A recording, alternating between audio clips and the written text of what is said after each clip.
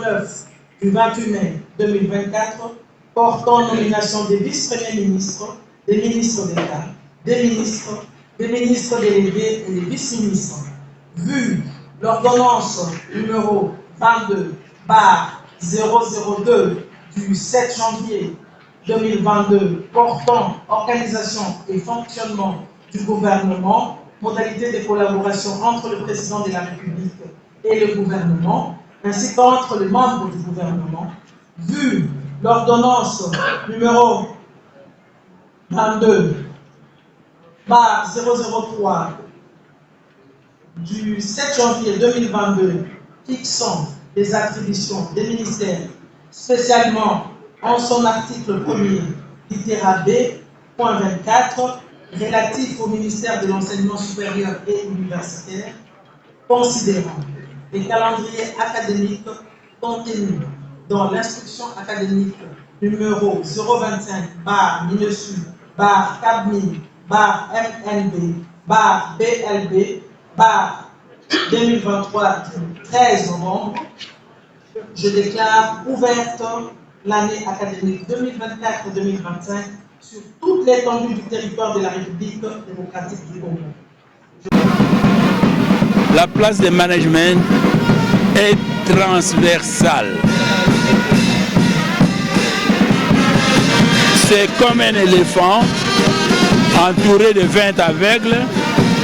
Les aveugles touchent l'éléphant. On demande qu'est-ce qu'un éléphant. Chacun définit l'éléphant en fonction de la place qu'il a touchée. Alors la place de management dans le système éducatif congolais se trouve dans les 8 domaines de l'enseignement supérieur et universitaire tel que décidé par le système LMD. Et cela s'est concrétisé par le fait que les États généraux de l'enseignement supérieur ont estimé qu'on devait rendre obligatoire l'enseignement de management et entrepreneuriat dans tous les domaines de l'enseignement. Un médecin peut faire un doctorat en management, un ingénieur mécanicien peut faire un doctorat en management, un communicologue peut faire un doctorat en management, tout le monde peut le faire. Mais il suffit tout simplement de commencer par ce qu'on appelle des cours de base qui vous donnent le goût et le fondement de management pour que vous pouvez vous spécialiser en management basé et ayant pour socle votre formation de base. Si vous avez fait la communication, ce sera le management communicationnel. Si vous avez fait la santé, ce sera le management de santé publique, orientation, vaccinologie, épidémiologie, etc., etc. Si vous avez fait l'hydro, ce sera management stratégique opérationnel, orientation hydrobiologie. Ça peut être n'importe quelle spécialité. Donc pour nous, on n'enseigne pas, on prend le cours de base, on a reçu la formation, mais nous ajoutons une dose pour vous dire comment améliorer le système d'enseignement que vous avez eu pour pouvoir aimer l'argent, pour pouvoir créer des richesses, pour pouvoir s'auto-entreprendre, être capable d'être proactif. Donc vous là, aujourd'hui, un rapporteur, demain vous devenez patron d'une chaîne d'entreprise, patron d'un journal.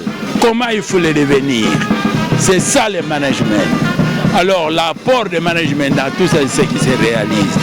Voilà ici déjà, ça s'appelait Institut supérieur de commerce. Mais dès qu'on a injecté le management dedans, c'est devenu quoi?